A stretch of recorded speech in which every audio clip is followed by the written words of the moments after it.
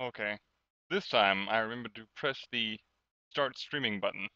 Ho ho ho. Welcome to the Superior Stream episode 10 with your host Mayo. I got a couple different topics today, some more lighthearted than others. We are going to talk about Mr. Satoru Iwata and his impact on Nintendo at some point. But I figured I'd start off with something a bit more lighthearted, a little a little less deep, a little less contemplative. Let me go ahead and talk about janky fixes. Now, on an earlier show, I believe it was I want to say episode 8. I'll double check here and post up a link that in the description. Me and the governor discussed a number of different janky fixes we've encountered. Um, what I should have done is got a link to one of his janky fixes as well, but unfortunately I did not have the time. I recently actually just woke up from a little bit of a nap because I was dragging I was out from the day. But it's been a busy week, but I'm always glad to hear the sound of my own voice. So let's go ahead and without wasting too much time, I'm gonna see if I can't pull up some videos and I'll try to explain to you as I go what's happening in these videos, uh, how the exact fix that I'm going over works, uh, and so forth. So give me just a uno momento. Give me a second, and I'll let you into my engineering world. Get it pulled up here. So the first fix is going to be a rather modest one. This is a microphone pop filter composed of toilet paper and a few, I guess how would I word it? A few succinctly placed rubber bands. Let me go ahead and open this up. Let me see. Oof, there we are. Whoa, whoa, whoa. I need to get this pulled up here. I need to turn down the volume a little bit as well.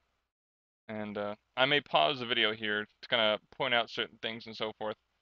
So let me go ahead and uh, add a window capture. Sight unseen off screen for you lovely folks. And that looks good. That looks good.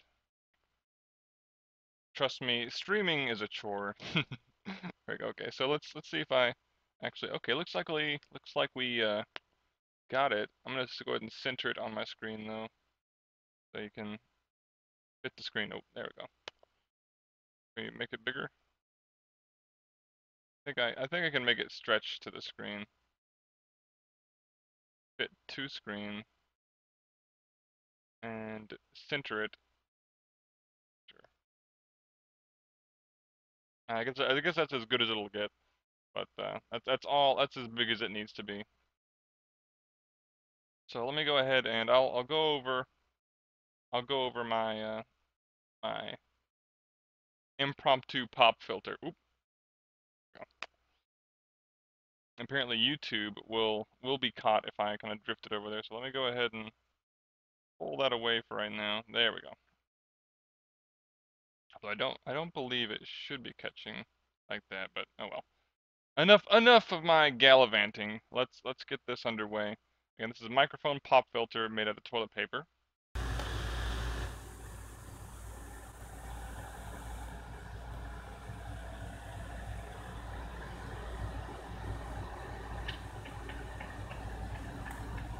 Oh, that's kind of blurry. Let's see if we can find a more focused shot. There we go. So as you can see in the aforementioned picture,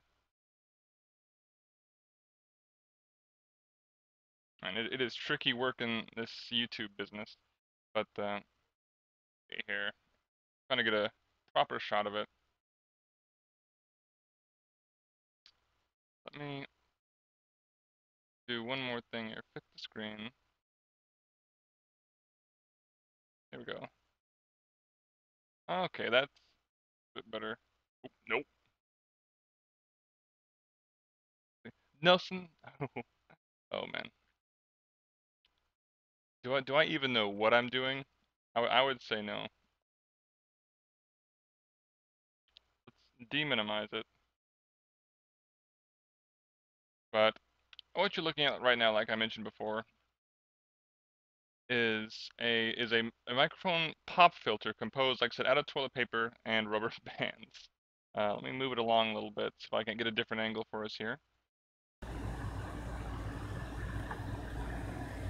It's 360-degree coverage of the microphone entrance. Um, that one little bit of rubber band looks a little bit loose, but he's secure on there. This pop filter is not going anywhere. There we go. And it fits just right around my mouth. So though that can be taken out of context. There's my desktop. So let's go ahead and get that out of the way. So yeah, VLC player. It's tricky to use with open broadcast systems software. Okay. But there's more fixes coming along here. Let me go ahead and load up the next video. This is the toilet paper uh, Chinese lantern that I've been developing. It's fairly simple in design.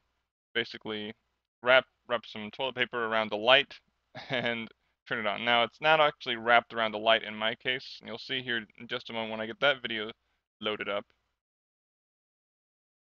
But now I did not think VLC would give me this much trouble. I should have tested it out a little bit beforehand before the show, but like I said, I was oh so very tired.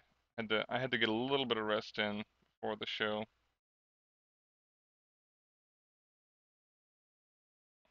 See, time.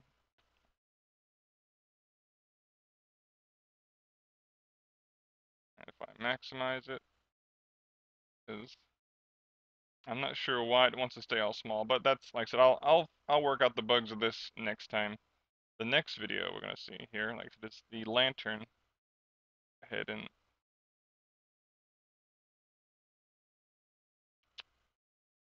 it's so finicky. There we go.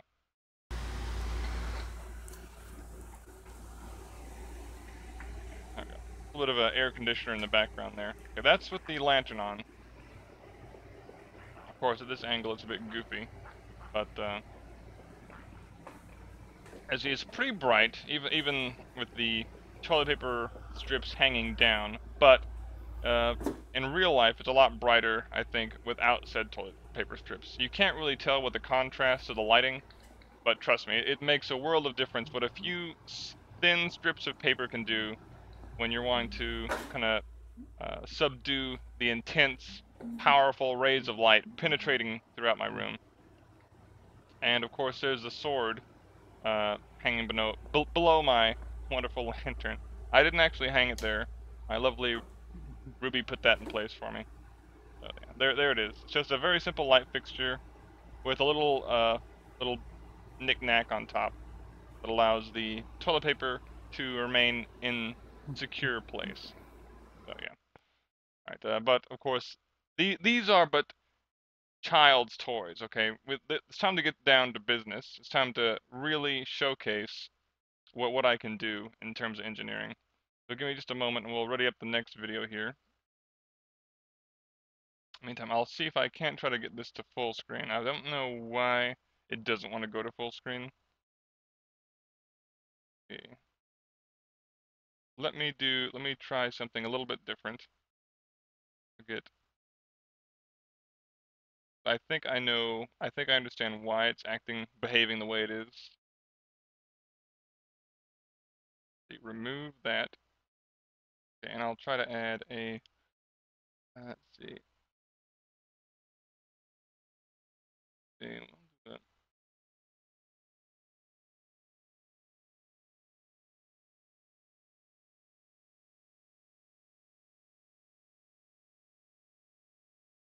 I think this should work.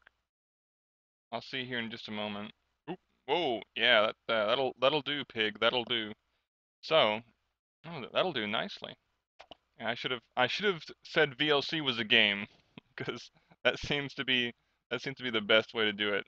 Just if you're using open broadcast software, label everything as a game because it was built for streaming games. I'll do a tutorial on that. Okay, I'll make sure everything's done correctly here. Yes, that's a lovely sword. Properties. Okay, that all looks good. So right now that we have a proper resolution, scaled to fit the screen, let's go ahead and have the star of the show, the air conditioner, uh, impromptu piping ventilation monstrosity. So let's get it underway.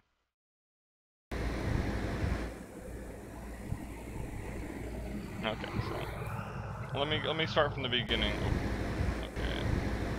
Oh, okay. There's a bottle of water right here. Let's see if you can see it. I'm not sure. Okay, yeah, so yeah, you see my mouse. There's the bottle of water. Uh, Here is my air conditioner bucket. This is what delivers the water away from my my house and into the area that I want it. Well, not under the ground. I hope you can see the mouse. I believe you can. If not, then oh well. But the bucket is at the top part of the screen. The bit of water is the lower right portion. And I'm going to go ahead and take us through this.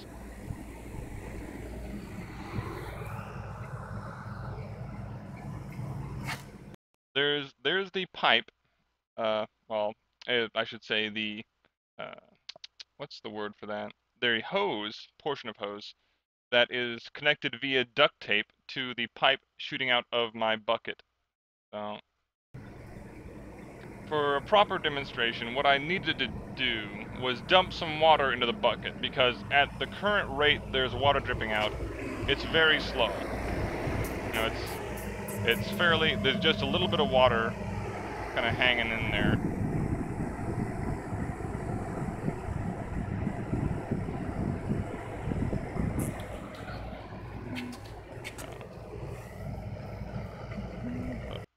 So I'm going to undo the cap to this water, and like so, this is important for the demonstration because, like I said, it's just dripping water from my condenser into the bucket.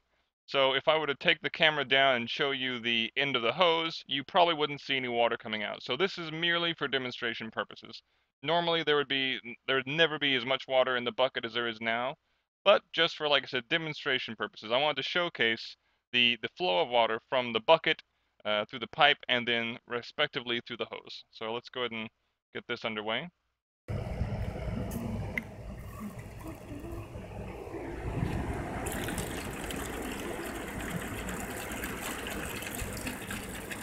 A delightful bit of film you can see probably moving around as the water pours into the bucket.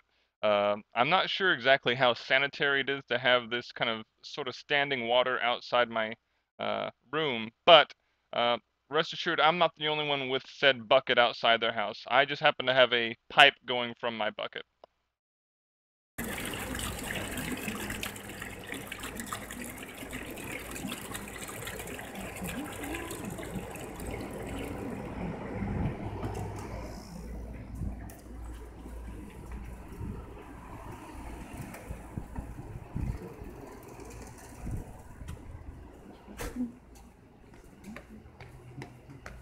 Going down my stairs.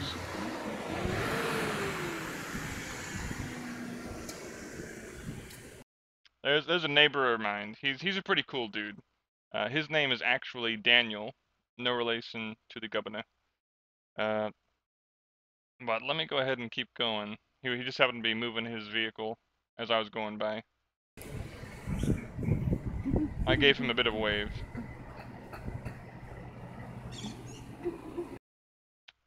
Let me go ahead and get us around here. So there's the water coming through the pipe. Dripping down. Now I want to go ahead and specify, I did not set up this little jade china kind of bucket we have floating down here. This actually belongs to a neighbor. I'm not sure what they do with this water. I'm not sure why they're collecting it, or if they just want a little water thing to have the water drop into. You know, that's their prerogative. There's also a bench right outside here that was moved after I set up this little pipe here, which is a bit strange because originally the bench was underneath my place and on that walkway I just got through. But like I said, water dripping down into that little container there. This is right after, of course, I poured it into the bucket above.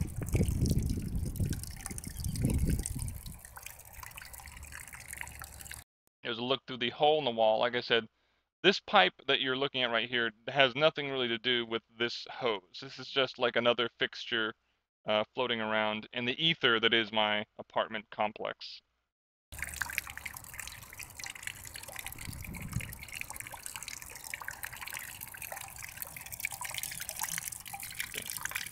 A nice steady flow of water. It's clear, of course, so you can't really see it, but you know, it's going right down there. You can hear it audibly, I believe.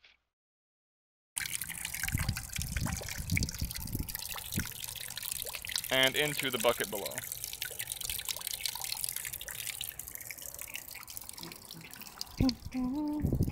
There we are.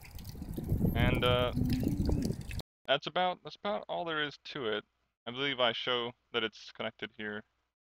There we go. So alright, there's that same hole again.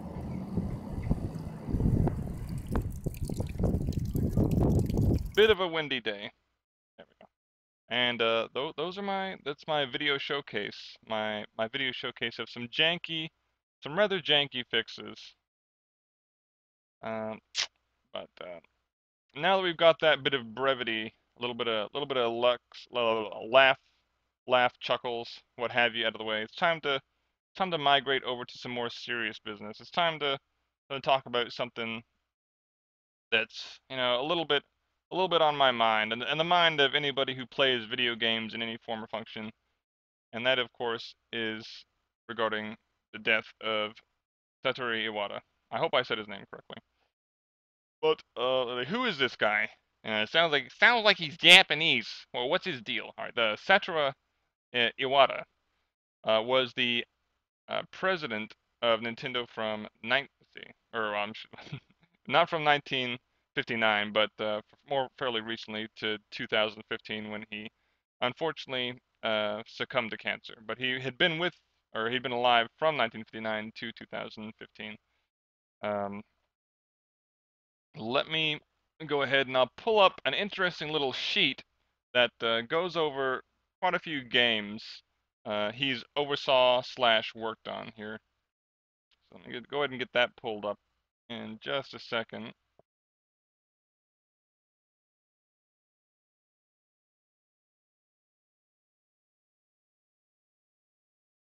Here we go. And bit of an internet window. I believe this should be the right. Oh, there we are.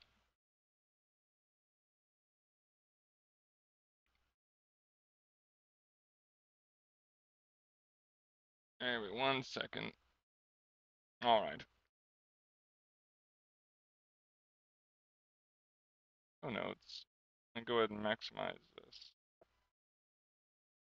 I'm not sure why OBS is giving me all this trouble this afternoon. I don't believe I told it to capture my desktop, but it seems to be doing that either way. But in either case, let me go ahead and go over what I'm looking at here. Here we go. For Mr. Satoru Iwata, was the fourth president of Nintendo from 2002 until his death in 2015. So, you know, by no means did he have a short run. So, while studying computer science at the Tokyo Institute of Technology, Iwata was one of several unpaid interns at the Commodore Japan, assisting the subsidiary general manager with technical and software development tasks. Upon generation, he joined HAL as a programmer and helped create major games such as Kirby's Dream Land. In 1993, he was promoted to the president of HAL Laboratory. And on April 24th, 2013, he was announced at the end of the year shareholders meeting that he would be taking the role of CEO of Nintendo of America. Let's see. Wait a second, that doesn't sound right. So on April 24th, 2013, he was announced at the end of the year shareholders meeting he would be taking the role of CEO of Nintendo of America. Oh, I see. There's the role of CEO of Nintendo of America, whereas, let's see. the president of Nintendo from the. Okay, I kind of read those two different things and got confused there for a second. So, see here. Let's see. But where was I? Alongside his duties and global president, former Nintendo of America CEO Tatsumi Kimishima was given the role of Nintendo Corporate Ltd. Manager Director. Satoru Iwata also hosted a set of interviews called Iwata Asks. Iwata also hosted most of Nintendo Direct, and I believe Nintendo Direct is like a show that showcases Nintendo software and other stuff. I don't have a Wii or a Wii U at the moment, so I didn't really participate with that business. But sadly, in July of 2015, Iwata died due to a bile duct growth. And when I first heard that, I was like, what the hell? What the hell's a bile duct growth? And how come they couldn't just cut that business out of him? In my mind, it seemed like a rather dumb way to die. But yeah, look at all these games he's helped either executively produce or was a programmer or coder for. And I'll go over some of these in particular here in just a second. Uh, but in no particular order. Let me go ahead and talk about a few games here on my list. He was the executive producer for all these games I'm about to list. Super Smash Brothers Brawl. What can I say about that game that hasn't probably already been said? One of the best Smash games ever put to code. Not my favorite Ganondorf, but not a bad game by any means, and had a wonderful map maker with it.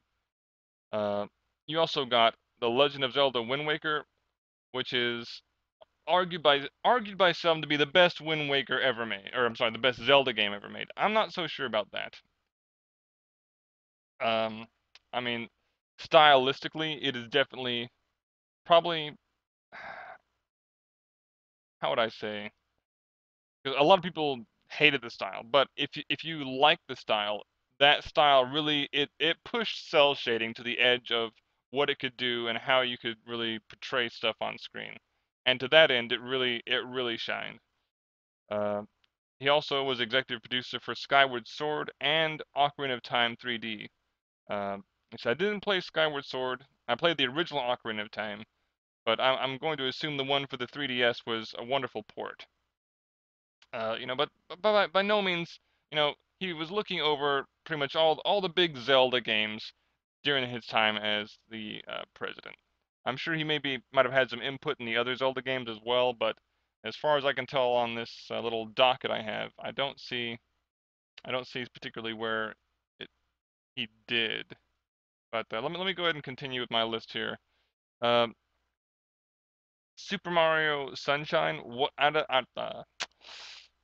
A lot of people hated Super Mario Sunshine, but I was actually a big fan of that game. In fact, I would say it was probably my favorite 3D Mario game I've ever played. Now, I do have a bias. I've not played the Super Mario Galaxy games, and I've heard they're gangbusters as well. So, if Super Mario Galaxies was even half as good as Super Mario Sunshine, I would want to play that game twice over, because it's Super Mario Sunshine was a very pretty looking game.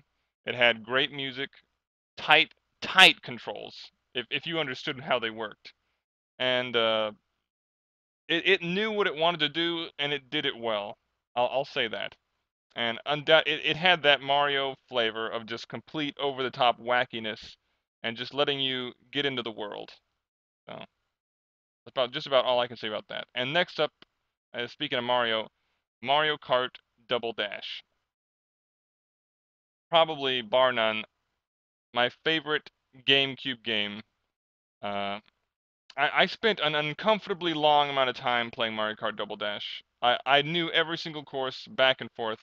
Uh, I had won every trophy because my favorite duo in that game was King Bowser and Baby Bowser, and together they just wrecked. They wrecked everything.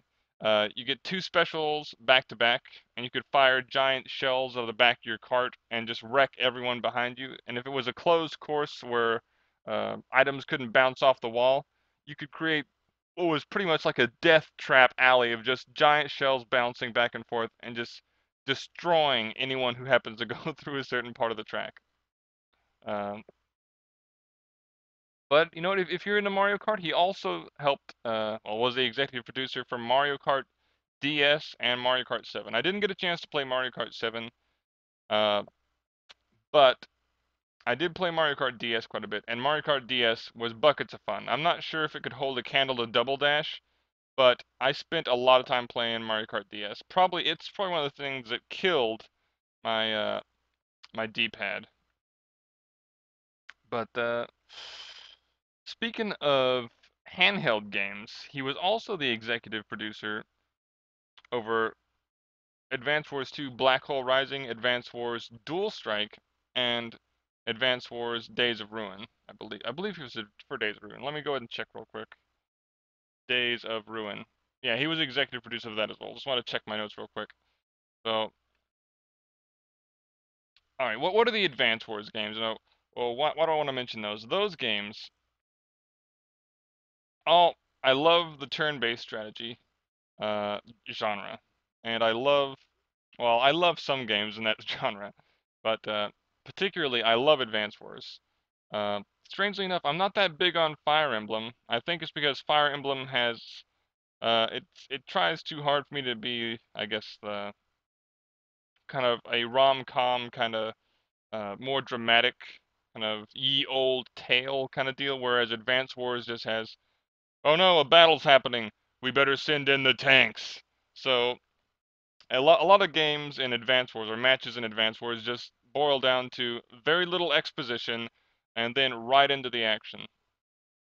And it has all the games come with a map maker, so you can make your own maps, have your friends play on them. Uh, Advance Wars 2 really helped me get through high school because it was a nice distraction to ride on the bus, because when you're riding on the bus, it's just a long way back and forth, and having a Game Boy game you can play with maybe a friend on the bus, who's into turn-based strategy as well. If you know who you are out there, if you ever listen to this show, you know who you are. You it was a fun time to have on the bus, and it made school a little less dull. Then Advance Wars Dual Strike. Uh, and as a Advance Wars aficionado, some might say this is maybe not the best Advance Wars. It had a few issues regarding balance, because you could kind of buff up your commanding officers in the campaign with skills and such, and kind of give them an edge. You didn't have to; it was just an optional thing you could do. But like I said, for some it was an issue of there being imbalance. It also let you pretty much use whatever commander you wanted to for any mission in many instances after you'd unlock them for whatever case. So Advance Wars Dual Strike, not a bad game, mind you, but I'll say a lot of people just had issues with balance. Stylistically, it was also a little bit strange. Uh, I guess how I would say would be uh, the primary antagonist from Advance Wars and Advance Wars uh, Black Hole Rising is dead. So they needed a new antagonist.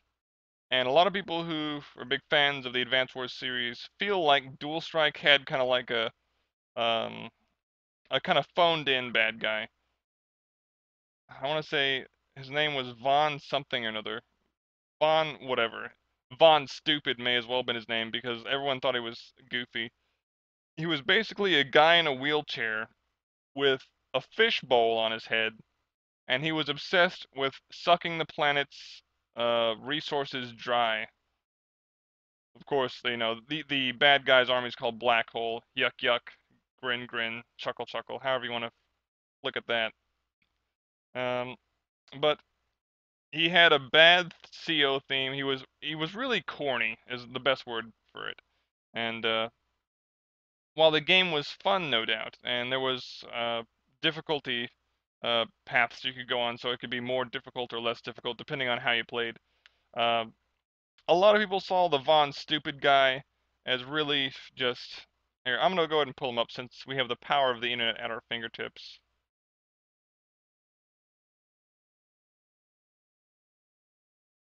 Advance Wars Dual Strike. Let's take a gander. I'll show you Von. I want to say Von. What is his name?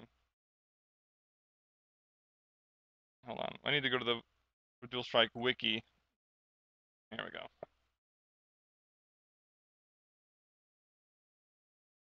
Now, apart from the Von character, where is he? Let's see. Is this gonna show me what I want to see?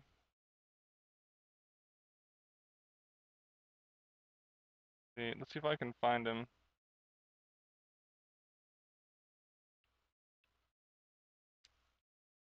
Uh, shouldn't a wiki be easy to navigate? Let's try Von Bolt. There he is. Yeah, Von Bolt. Get get a load of this character. Let's see. Von Bolt, Japanese Hellbolt, is a black hole CO. He began as an elderly CO from a countryside who somehow managed to escape from the nursing home. Jeez, wow. Okay, let me read that again. He began as an elderly commander from the countryside who somehow managed to escape from the nursing home. After Sturm's defeat, who is the original antagonist in Advance Wars 2 Black Hole Rising, he became the leader of Black Hole. So literally, some guy in the geriatrics home was like, "I'm gonna take over the world," and he did. He became the leader of Black Hole. How he did that, I don't even know. But he is the creator and leader of the Bolt Guard, whom he favors over other Black Hole COs. His first and only appearance to date is in Advance Wars Dual Strike, where he is the main villain. Just like his predecessor Sturm, he's defeated by the Allied nations. Unlike Sturm, however, his goal was immortality. Above all, he feared his own death and sought to prevent it at any cost. His goal was to use black crystals to steal the life force of the Earth itself and use it to keep himself alive. His chair contains technology designed to prolong his life indefinitely, though it requires a power supply. He also created Osium-238 as a means of defeating those who opposed him, and is basically like a giant slime monster. It was really the best way I can describe Advance Wars Dual Strike was they ran out of ideas after Advance Wars Black Hole Rising and were like, let's just do whatever, and they did. They just went with it. So overall, like I said, Advance Wars Dual Strike probably the corniest game in the Advance Wars series. Let me get a drink of water real quick. My throat's starting to get a little bit parched. I'm gonna check something real briefly.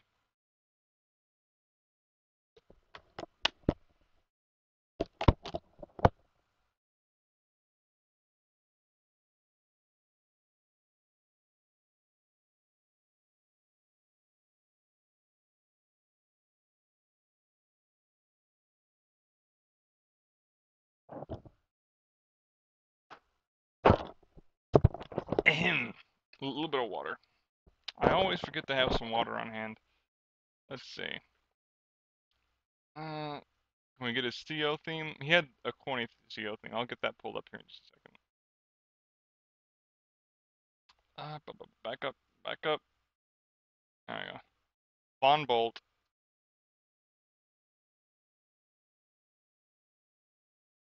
Okay, now this is gonna be Von Bolt's CO theme. And I want you to listen to this and tell me in the comments if you care what you think it sounds like.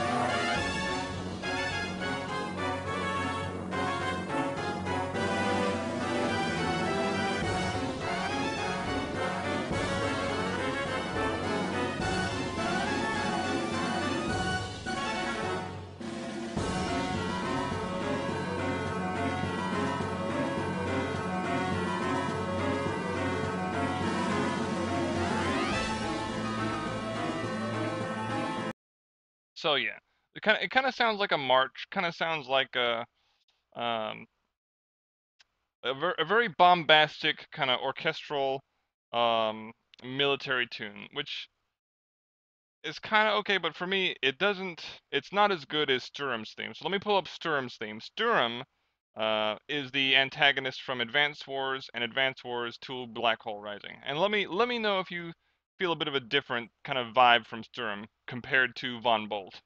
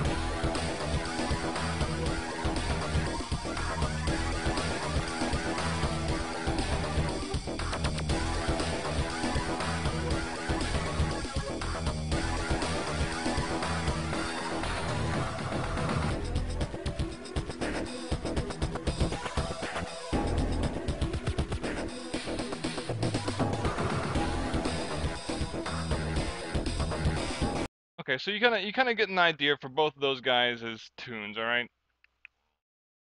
For me, like I said, Sturm actually sounded menacing. He actually sounded like, oh dang, this guy's gonna roll in with his tanks and blow my dudes away, and his stats reflected that. Whereas Von Strum, like I said, he's a geriatric old man. Uh, like I said, he literally escaped from the nursing home with a fish tank on his head, wanting to extend his life force indefinitely because he was afraid of dying. Okay, what was Sturm's goal? He wanted to blow up the entire planet because he's from outer space and that's what he does. Now tell me, who sounds a bit more menacing, Sturm or Von Bolt?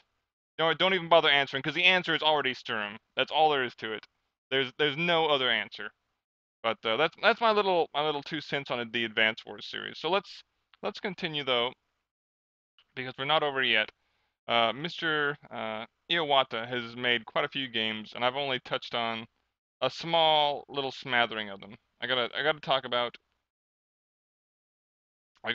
about the games he helped produce. He helped produce the original Super Smash Brothers 64.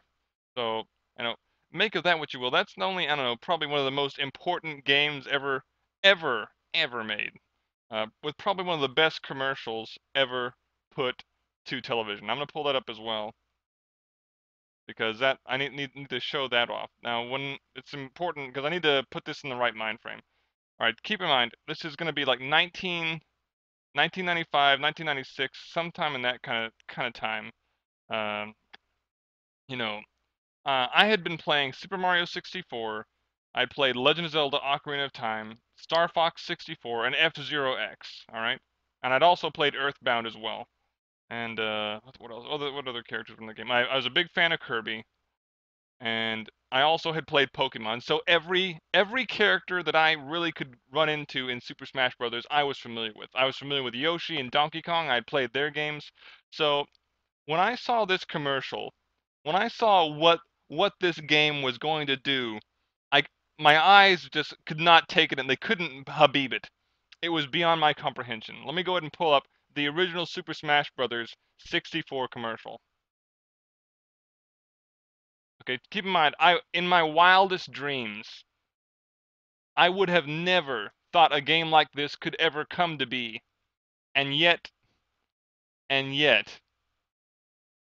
see, and yet it did. Now watch this commercial. It's only about 30 seconds long, but this commercial, this sold a shitload of Super Smash Brothers for 64. Let's go ahead and watch this masterpiece in cinematography here. me and you and me. No matter how they toss the dice, it had to be. The only one for me is you. Happy together. Something's gone wrong in the happy-go-lucky world of Nintendo. Introducing Super Smash Bros., where all your favorite characters go toe-to-toe in one 4-player star-studded slam fest, only on Nintendo 64.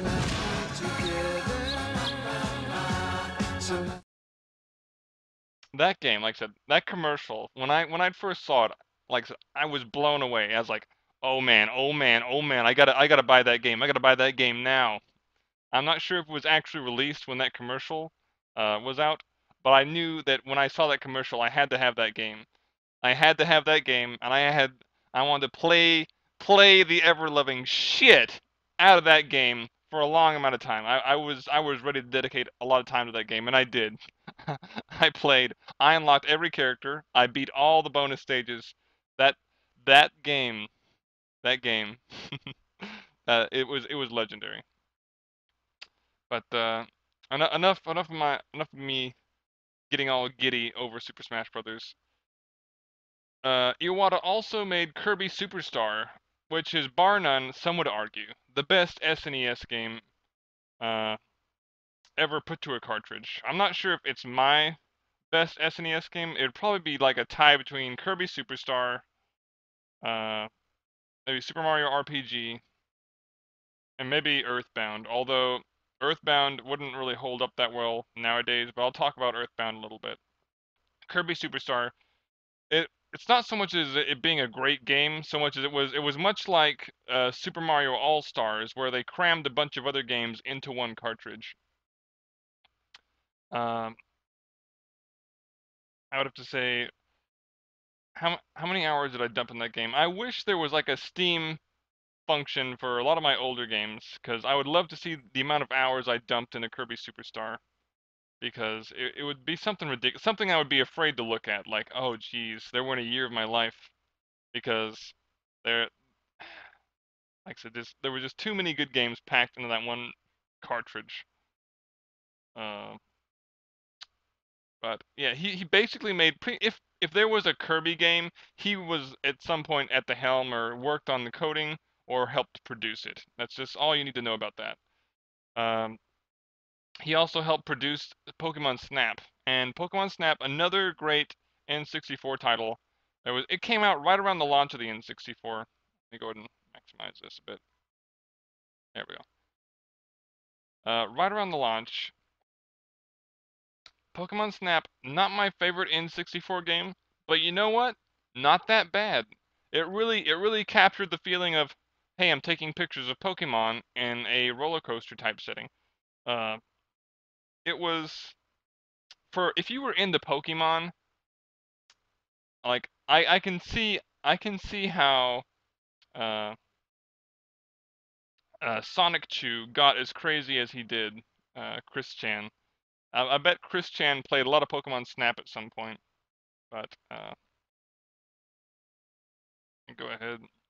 Checking some updates.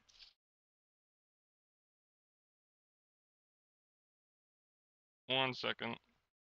Don't have your cell phone turned on during a stream, but unless you're waiting for an emergency call, I guess. I want to check one thing real quick here.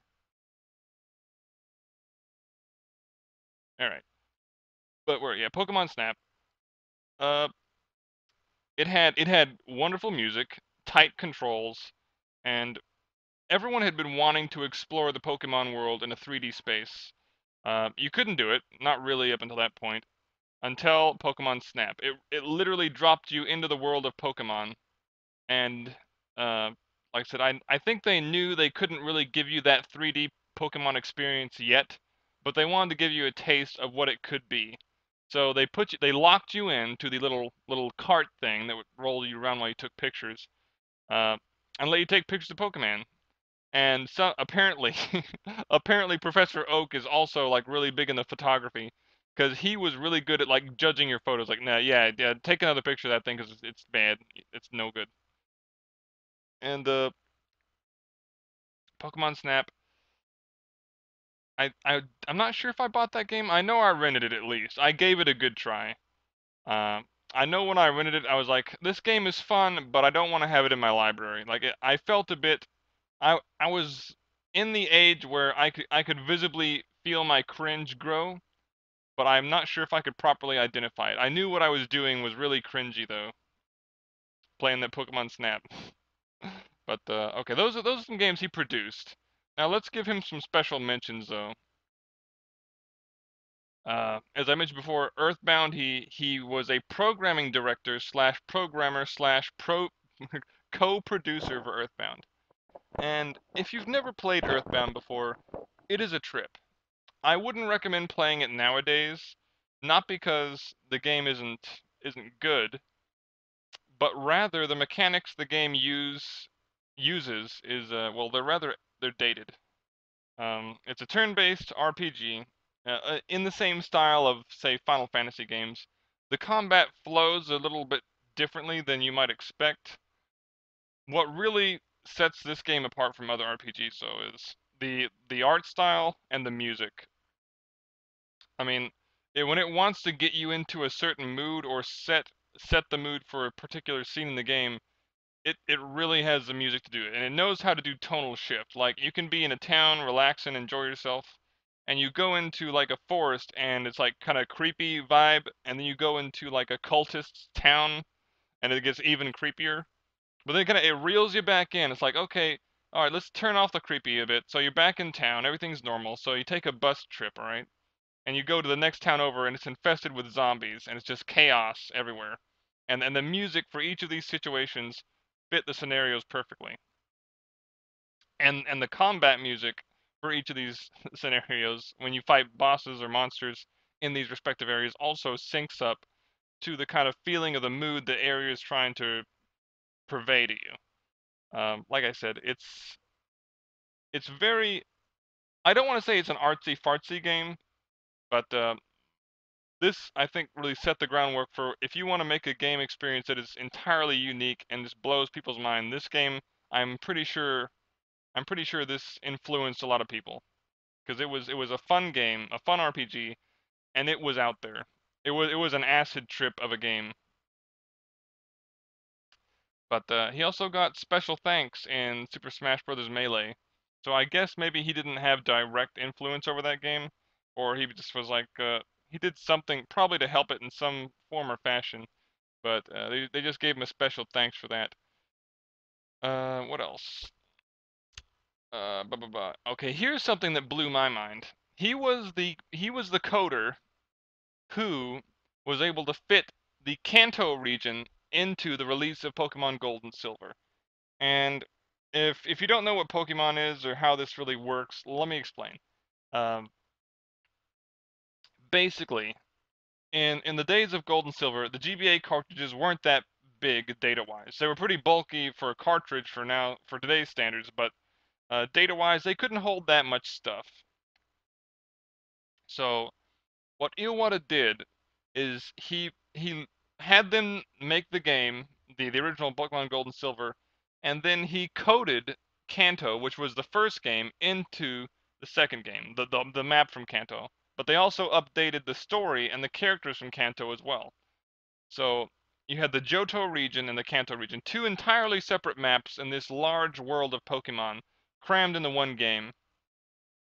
People to this day were still floored by the amount of space that the amount of places you could go in Pokemon Gold and Silver, and with good reason, because at that time, I want to say 19 release date 1999, 1999 before we had like really good uh and affordable compression data, like little SD cards. Let me see when SD cards are put together because I'm kind of curious about that.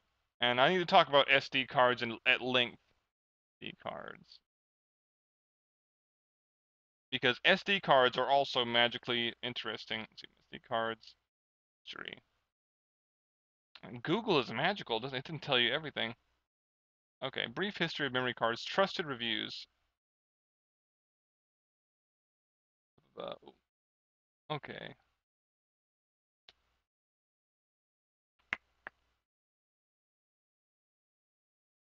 Smart media cards were introduced in 1995 and were very popular in their day, but they have fallen into disuse, mostly because their internal memory architecture could only accommodate a maximum of 128 megabytes.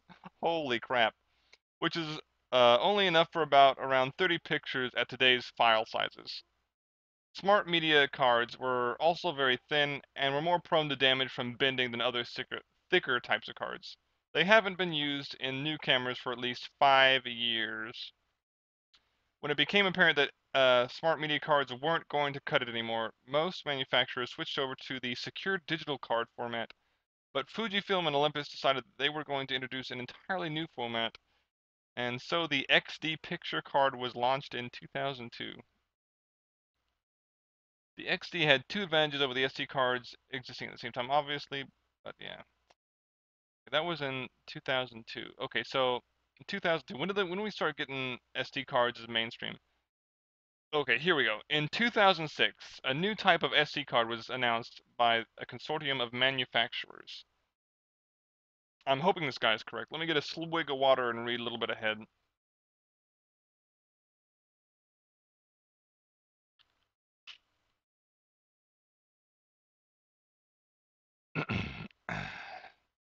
Okay, so in 2006, a new type of SD card was announced by a consortium of manufacturers. The SDHC high capacity card format is capable of capacities in excess of 2 gigabytes and is faster and has faster read-write speed than standard SD cards.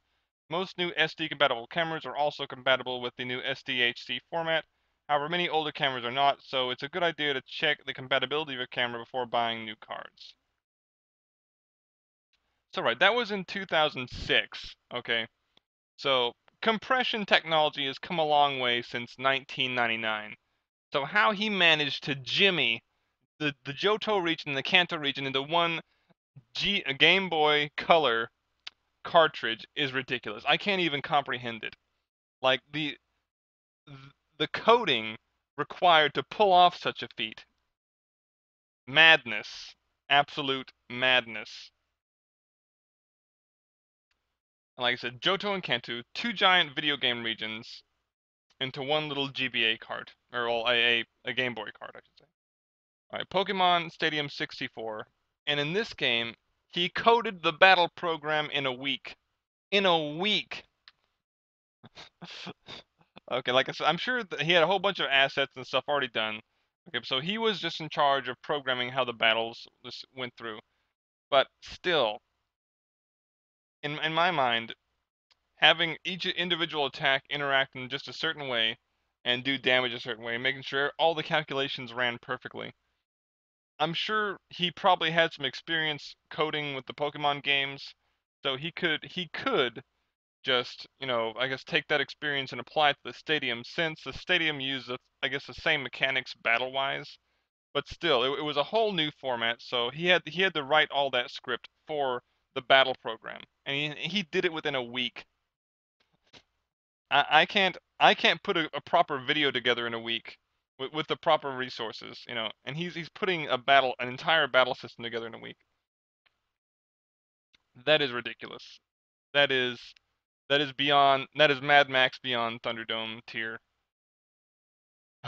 But that's about all the games I wanted to touch on. But the sad fact is he made a bunch. Well, he didn't make a bunch of games. He was the executive producer for a bunch of games. He created quite a few. Was a producer and a programmer for many games. Like I said, I barely scratched the surface of all the wonderful games he worked on, or had some oversight in. You know, like I said, the list just keeps going. And like I said, if you want to check out this list, I'll be posting a link to it in the description. There's just so many games.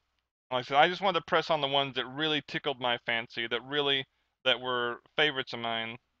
That's a long list. That is a long list. But dang. Okay, so there's that. And what else do we have on the docket? Internet? Internet's for poor people. Courtesy of Tech Raptor. I don't believe it. Let's see. I looked at an article earlier. I'll have to search that one up here in just a second. But let me take a gander. I was browsing Tech Raptor for some articles because I needed a bit more talk time. I didn't actually think my Iwata corner would go on as long as it did, but I'm happy it did because I need something to fill a bit of time. But this was going to be a little filler bit, Bob, here, courtesy of Mr. Max Michael. Thank you for the article, buddy. Regarding Obama announces plan to bring internet to low-income households. So while I'm not always for government intervention, I'm not always for Uncle Sam poking his nose where he don't need to be poking it. Oh, actually, let me turn this up for you. There we are. I'm not always for Uncle Sam intervening in affairs he need not intervene in.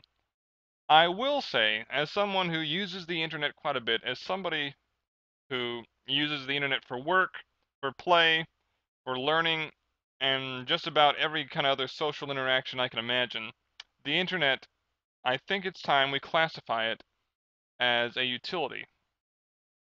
And when you classify something as a utility, that changes the politics and the legislation around how you can manage that utility. Because of course now it's a utility. But let me go ahead. I'll read a few bits from this article. I may read the whole thing. It's only about 4 paragraphs long here, but let's get connected. Let's see. President Obama recently announced Connect Home, a new program which aims to bring cheap, high-speed internet to low-income households. The president states that the impetus for this program is a growing homework gap between homes that have internet access and those that don't. Research by the White House Council of Economic indicates. Research by the White House Council of Economic indicates that less than half of low-income households have an internet connection. All right, so let me take a pause here. Now, if you're an older fogey, if you're a person who's maybe not that internet savvy, I don't know what you're doing listening to my show, but uh, in many schools, as I understand nowadays, there's the curriculum is intertwined with the internet.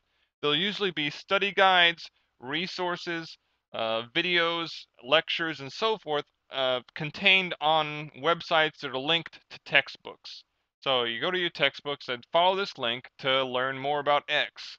So you go to the textbook and there's a corresponding website with the textbook. Now this is all fine and good if you have internet. You can just go on the internet and watch whatever or read whatever. But like as this article suggests, there's a homework gap. There's people who either can't afford internet or it's simply not available to them. And it could be either case. Depending on where you live, you may not have access to internet. I was in that boat for a fairly good while. Of course, I had access to dial-up internet, but that's that's a whole other story. I'll talk about that at some other point. But let's jump on to the next paragraph here. Students without access to the internet are at a disadvantage when it comes to doing research for homework assignments. While in the past students would have relied more on libraries for research, it is undeniable that research using online resources is quicker and offers access to information orders of magnitude greater than can be found in any library. Aside from research, the internet can be used to communicate with teachers during after-school hours and obtain valuable assistance. So yeah, why spend hours after school with a teacher trying to tutor your ass? If you can just email them and say, hey, I was reading this passage and I didn't quite understand it, or this math problem is giving me some trouble. Can you just kind of point me in the right direction to how to solve it? That would have been wonderful when I was in high school. Unfortunately, I grew up in an age prior to this internet business being so mainstream. But let me get back on topic here. Get back on my horse.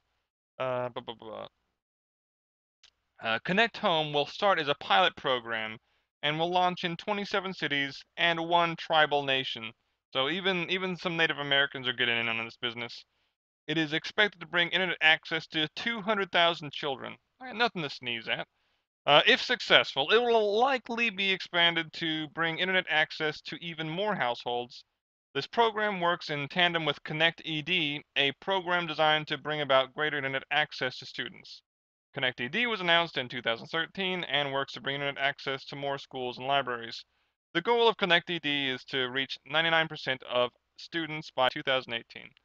So I can understand that. If you want to have a standardized system of education, the best way to go about it is, I think, maybe have an internet-based web kind of hub where you can cross-reference, check, and update stuff in one central area.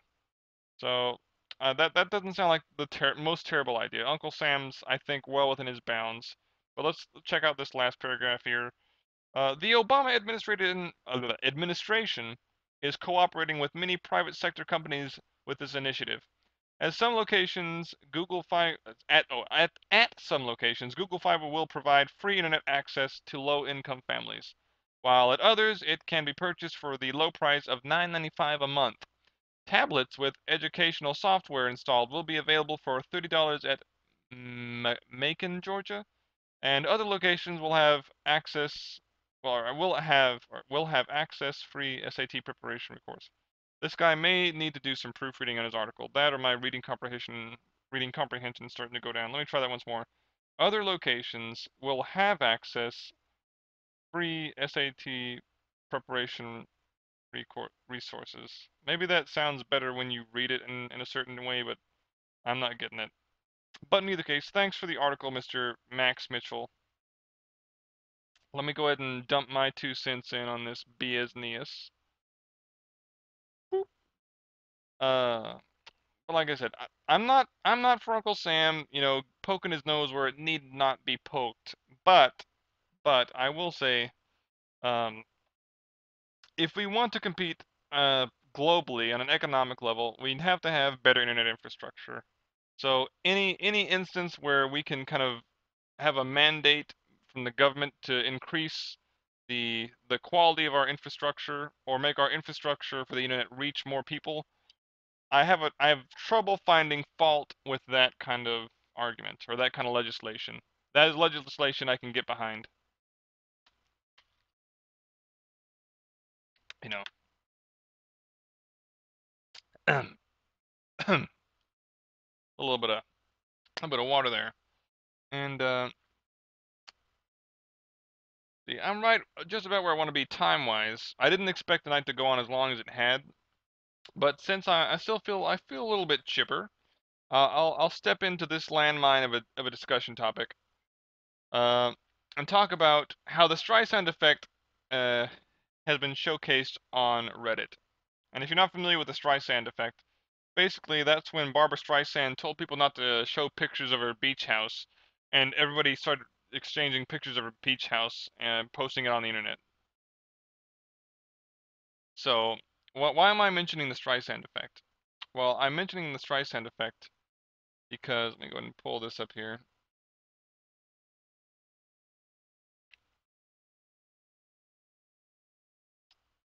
This is in. Okay,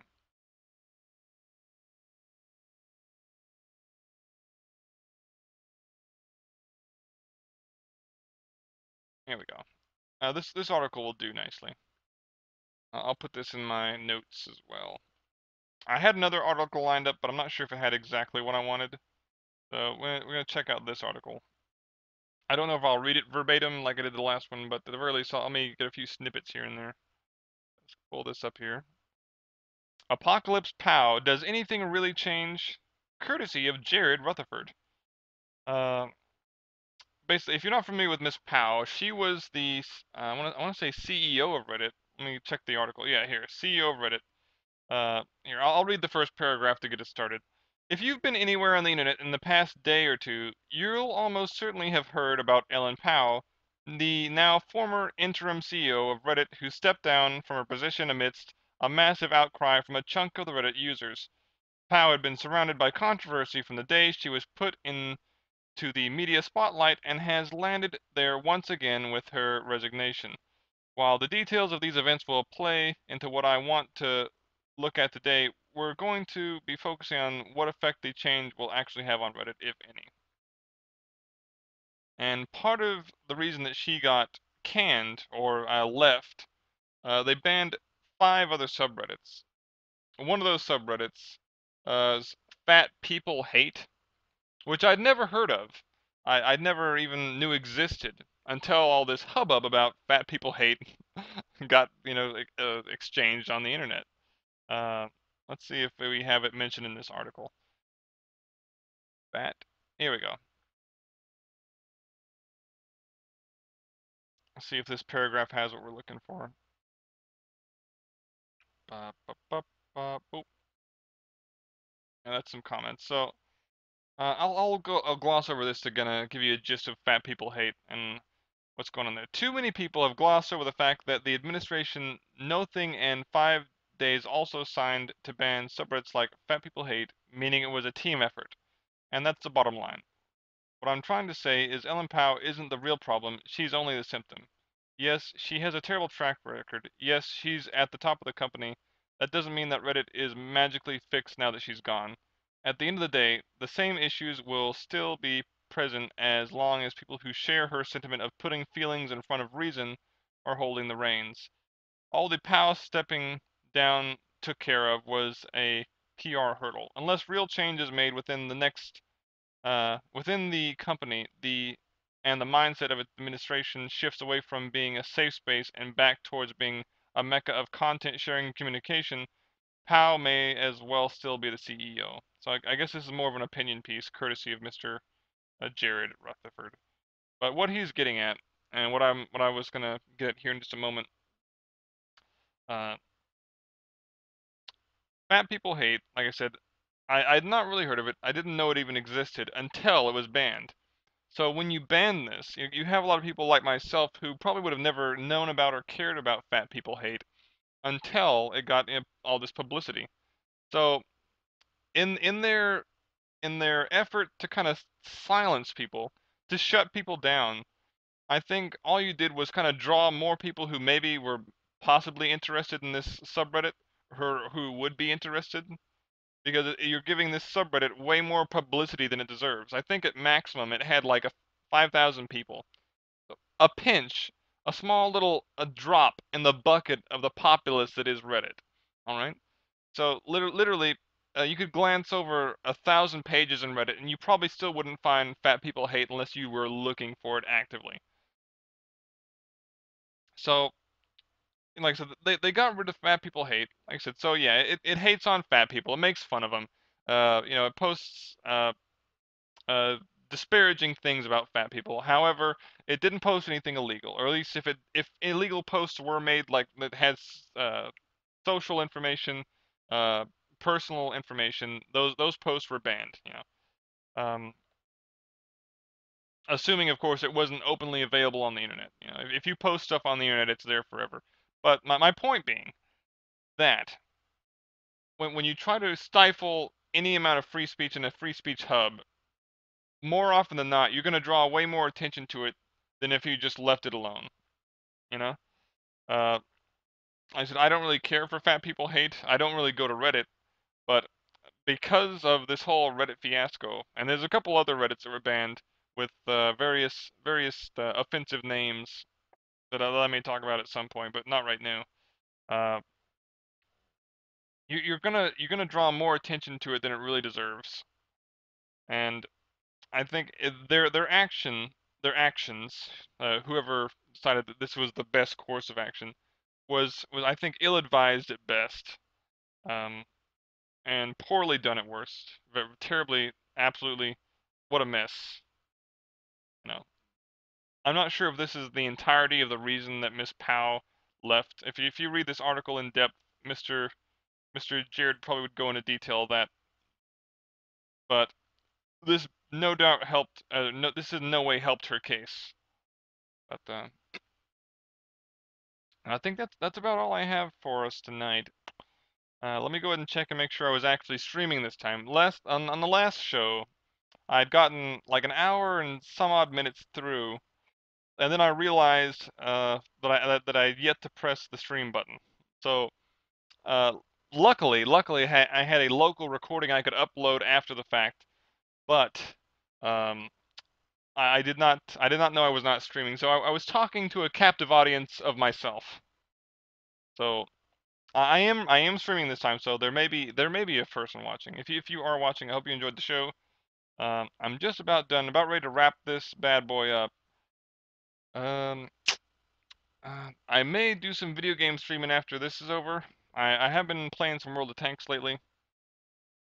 You can catch me on my stream channel, which I think I have posted on the YouTube channel as well. If not, I'll link that up in the description, as well as the YouTube channel if it's not already up there. But no, thanks for watching. Tonight's show was a little bit sparse on stuff, but like I said, I had to do a little bit of developing with that audio and the video earlier, and a little bit of research for Mr. Iwata. God rest his soul. You know, bendito tu corazón, as they say down here in Mexico land. But no, it was a good show. Although, like I said, a bit sad that we lost Mr. Iwata. But he's fighting with balloons up in heaven, I'm sure. You know, making video games for those who have already passed on. So rest in peace, Mr. Iwata. Rest in peace in peace. uh, but like I said, thanks for watching the show. This is episode 10. That's 9 more plus 1. It's a good time to be alive. You know, have a good night, folks.